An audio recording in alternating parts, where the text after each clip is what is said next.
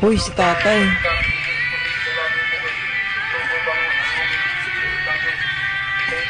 Ay, ano pong binibinta nyo? Ito pa rin. Sibuyas bawang daing tuyo. Patingin ako. Sipay. Ito, pusit. Beras lang ang presyo niyan. 80 pwede yung 80. Sige. O, ayan tay. Bayaran ko na yan ng 2,000 tay. Yan, maagang pamasko ko sa yan tay. Merry Christmas. Maagang pamasko. Ano nga pala pangalan mo kuya? Kurong dito ang palayo ko. Kurong. Kurong. Saan ka nakakarating dito nagtitinda? Kung saan. Siya mabasa kung magsaysay. Kung saan. Magsaysay doon sa Lower Bikutan? Oo. Kanina nga doon sa Hagonoy ako eh. Hagunoy. Paano pag umulan tay? Minsan ang basa ako pag hindi ko nakayanan makasilong agad. Ayan.